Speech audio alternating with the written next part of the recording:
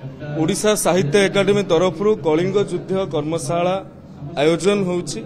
ख्रीष्टपूर्व 260-61 ये समय रे संगठित होइतिबा कलिंग युद्ध रे सत्यासत्य कौन ए संपर्क रे आम समाज रे दुई प्रकार मत आसी थाए एवं आमे एक गणतांत्रिक राष्ट्र रे बास करुछंती एवं ए गणतांत्रिक राष्ट्र सौंदर्य होउछि वितर्क और विमर्श। तेणु ए संपर्क रे जो सकारात्मक बा नकारात्मक दुई प्रकार मत रही से मत संपर्क रे आलोचना हेबो एवं जहाँ आलोचना हेबो ताहा दस्तावेज आकार रे साहित्य करी रखा जिवो। तापरे समाज पाखकु ताहा प्रदान करा जिवो। समाज रे आहुरी अनुशीलन हेबो, आहुरी मनन हेबो, आहुरी गवेषणा करा जिवो, आहुरी अध्ययन करा जिवो। तेबे जाईकी ए संपर्क रे वास्तव चित्र चरित्र सामना को आसीबो बोली मैं विश्वास करछु।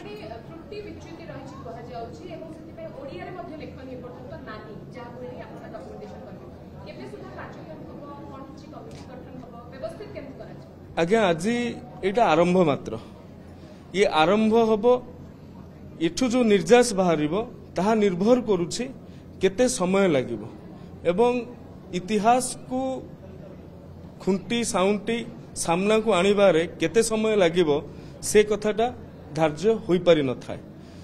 कोनोसी समय रे शिलालेखटी आसी जाई थाए सेथिरु आमे जहा पांती बहु आकार रे ताहा पाठ्य पुस्तक रे मध्ये स्थानित हो जाई थाए किंतु बहु समय रे बहु कथा अनालोचित होईकी रही जाए। कलिंग युद्ध समय रे ओडिशार नेतृत्व किए नौथिले।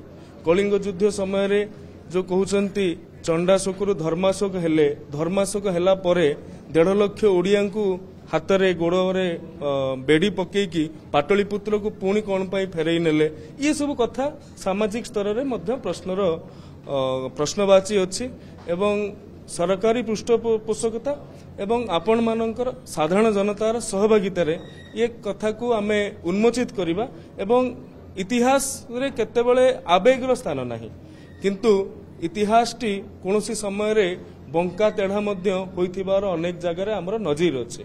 तेणु आमर उत्तर पीढ़ी जो इतिहास पढ़िबे आमर पिला माने जो इतिहास पढ़िबे से इतिहास तांकु उत्साहित करुथाउ से माने गोटे कलिंगा साहसिका समय दायाद बोली तांको भीतर अनुभव आसु अनुभूति आसु आजिर यह ही लक्ष्य उद्देश्य।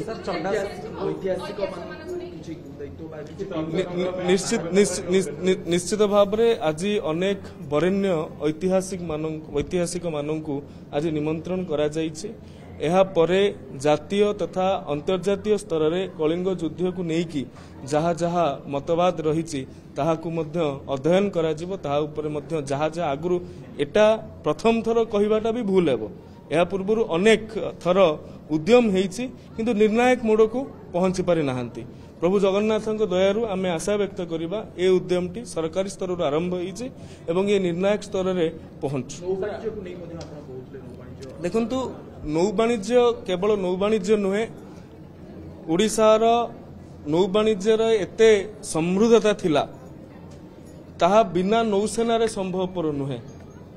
आजिर दिन में आपण माने देखुथिबे जलदस्यु माने केउ भली भाव रे हैरान करूछंती एते टेक्नोलोजी रो प्रसार परे भी से समय रे बिना जलदस्यु माननकु प्रतिहत करिकी ए कलिंगर ए उत्कलर ए ओडिशार व्यक्ति विशेष माने साधव माने केउ भली पूर्वोत्तर एशिया ठु आरंभ करिकी आफ्रिका पर्यंत आमे जाई पारुथले से संपर्क रे मध्य अधिक आलोचना स्पष्टतार आवश्यकता अछि। द्वितीय बुद्ध भगवान बुद्धंकर परवर्ती जे तांकर सीधासलख शिष्य गुरु पद्म संभव जहाँकर अंतर्जातीय नाम मास्टर रिंग पोचे तांकर जन्म ओडिशा एवं से पुष्पगिरी विश्वविद्यालय रे अध्ययन करुथुबा छात्र छात्री को मार्गदर्शन करुथुले ए कथा मध्य आजिर दिन रे एक भिन्न मत आसुची जोटा कि आमे आगुरु पढ़ुथुले सेटा होची स्वात उपत्यका रे भारत बाहर तांकर जन्म बोली ये सब कथा को आजिर दिन रे उन्मोचन करिवार जेतिक आवश्यकता अछि सेतिरे सरकार मुंडुची मुसार प्रयास करिवे बोली आशा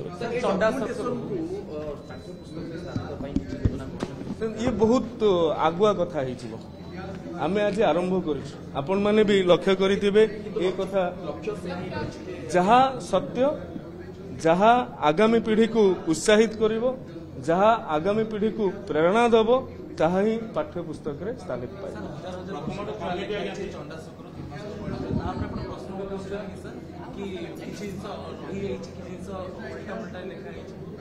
नहीं मु सही कथा मु चंडाशोकरू धर्माशोक हवा हजार हजार वर्ष तलू लेखा हवा को मु विरोध करू नाही कि मु मना करू नाही किंतु आज आपण मन भी प्रश्न अच्छी धर्माशोक है ता सहित भी लिखा जाइए लक्षे ओडिया मृत्युवरण करते 1.5 लाख पंगु होते लक्षाधिक लोक बांधिकी पाटलिपुत्र नि चंडाशोकरू धर्माशोक है पशु पक्षी को दया करुवा व्यक्ति ओडिया मान प्रति निर्दय हेले केमिति ये एक जहाँ को आप इंग्राजी में कहते $1 मिलियन प्रश्न।